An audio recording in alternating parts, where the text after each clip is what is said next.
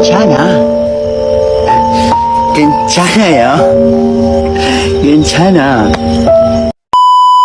Aku hanya memikirkan satu peraturan penting. Kenapa kau lakukan hari ini kalau kau bisa melakukannya besok? Hahaha.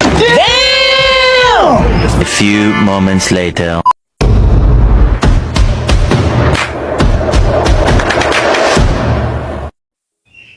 Assalamualaikum warahmatullahi wabarakatuh.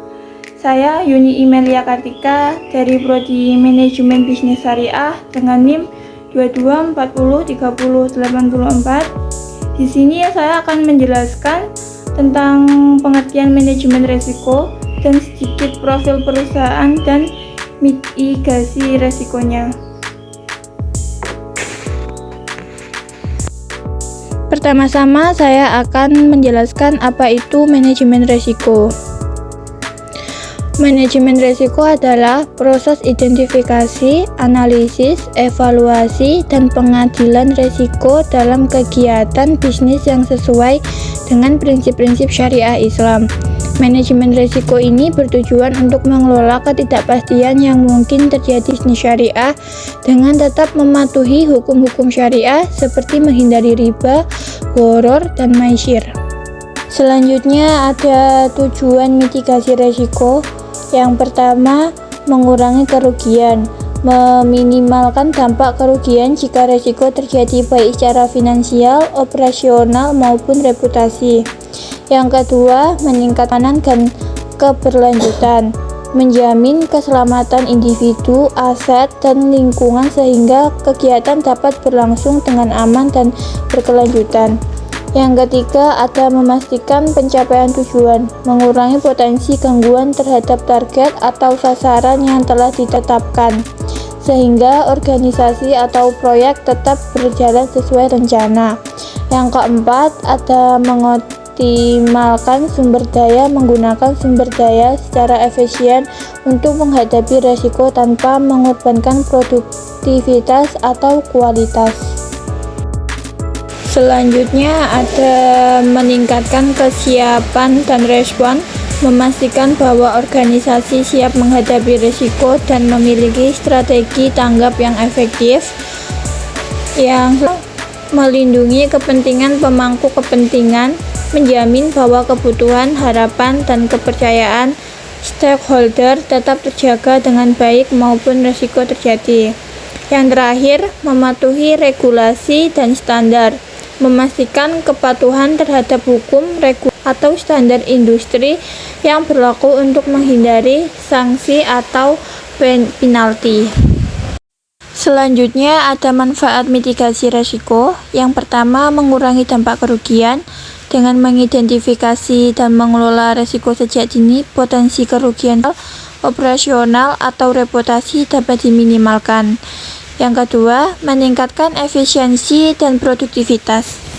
Strategi mitigasi risiko membantu menciptakan proses yang lebih terorganisasi sehingga operasi berjalan lebih lancar tanpa gangguan. Yang ketiga, meningkatkan keamanan dan keselamatan. Mitigasi risiko melindungi karyawan, aset, dan masyarakat dari potensi bahaya, menciptakan lingkungan kerja yang aman. Yang keempat, memastikan keberlanjutan proyek atau bisnis. Risiko yang baik membantu organisasi mencapai tujuan jangka pendek dan panjang tanpa hambatan signifikan. Yang kelima, meningkatkan kepercayaan stakeholder, pemangku kepentingan seperti investor, pelanggan, dan mitra bisnis, merasa lebih yakin bekerja sama dengan orang yang mampu mengelola risiko. Yang keenam, mengurangi ketidakpastian. Mitigasi risiko memberikan wawasan yang lebih jelas tentang potensi masalah sehingga mengambil keputusan menjadi lebih terinformasi. Selanjutnya, yang ketujuh, menghemat biaya atau mengurangi kerugian akibat resiko. Seringkali lebih hemat biaya dibandingkan memperbaiki kerusakan setelah risiko terjadi. Yang kedelapan, memenuhi kewajiban hukum dan kepatuhan. Dengan mengelola risiko, organisasi dapat memastikan kepatuhan terhadap regulasi dari sanksi hukum. Yang kesembilan, meningkatkan reputasi organisasi.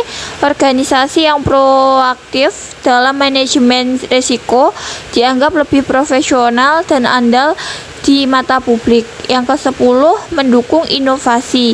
Dengan mengelola risiko yang baik, organisasi dapat lebih percaya diri mengambil peluang baru dan mengembangkan inovasi tanpa takut akan kegagalan besar. Selanjutnya ada profil perusahaan. Bank Syariah Indonesia atau disingkat dengan BSI adalah bank di Indonesia yang bergerak di bidang perbankan syariah. Bank ini diresmikan 1 Februari 2021 atau bertepatan dengan tanggal 19 Jumadil Akhir 1442 Hijriah. Bank ini merupakan hasil penggabungan antara Bank Syariah Mandiri, Bank BNI Syariah, dan BRI Syariah. Bank ini merupakan bank syariah himbara atau himpunan bank milik negara, dengan mayoritas sahamnya dipegang oleh Bank Mandiri, sehingga bank ini dianggap sebagai bagian dari Mandiri Group. Selanjutnya ada visi misi dari Bank Syariah Indonesia. Yang pertama ada visi dari BSI, Top 10 Global Islamic Bank. Selanjutnya ada misi BSI. Yang pertama, memberikan akses solusi keuangan syariah di Indonesia, melayani lebih dari 20 juta nasabah dan menjadi top 5 bank aset dan nilai buku 50T di tahun 2025. Yang kedua, menjadi bank besar yang memberikan nilai terbaik bagi para pemegang saham, top 5 bank yang paling profitable di Indonesia dan valuasi kuat. Yang ketiga, di perusahaan pilihan dan kebanggaan para talenta terbaik di Indonesia, perusahaan dengan nilai yang kuat dan memberdayakan masyarakat, serta berkomitmen pada pengembangan karyawan dengan budaya berbasis kinerja. Di slide selanjutnya, risiko yang dihadapi perusahaan. Yang pertama, risiko pembiayaan. Yang kedua, risiko pasar. Yang ketiga, risiko operasional. Yang keempat, risiko likuiditas. Yang kelima, risiko reputasi. Yang keenam, risiko kepatuhan. Yang ketujuh, risiko hukum. Yang kedelapan, risiko strategis. Yang kesembilan, risiko makroekonomi. Yang kesepuluh, risiko sosial dan politik. Selanjutnya ada kegiatan perusahaan. Yang pertama, menghimpun dana dalam bentuk tabungan giro, deposito lain yang sesuai dengan akad syariah.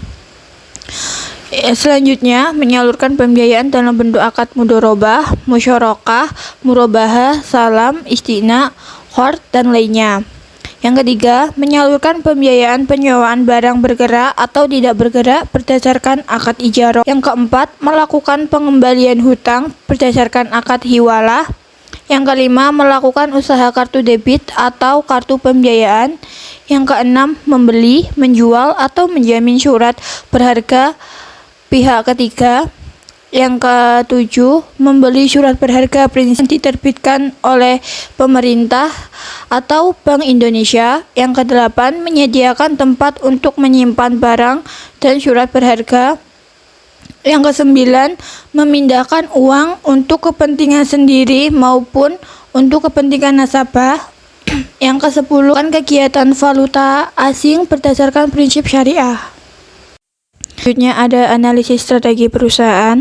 Yang pertama, strategi pemasaran. BSI menggunakan bauran pemasaran 7P, yaitu produk, harga, tempat, promosi, orang-orang, bukti fisik, dan proses. Yang kedua, strategi pengembangan. BSI dapat melakukan penetrasi pengembangan produk, peningkatan promosi, peningkatan kualitas pelayanan, dan peningkatan kerjasama dengan institusi. Yang ketiga, menghadapi persaingan. BSI dapat melakukan mitigasi risiko, salah satunya dengan merestrukturisasi pembiayaan. Terakhir, ada strategi SWOT. BSI dapat melakukan strategi SU, WOST, dan WT. Sekian penjelasan dari saya, dan bisa paham ya apa yang saya sampaikan. Kurang lebihnya saya mohon maaf. Wassalamualaikum warahmatullahi wabarakatuh.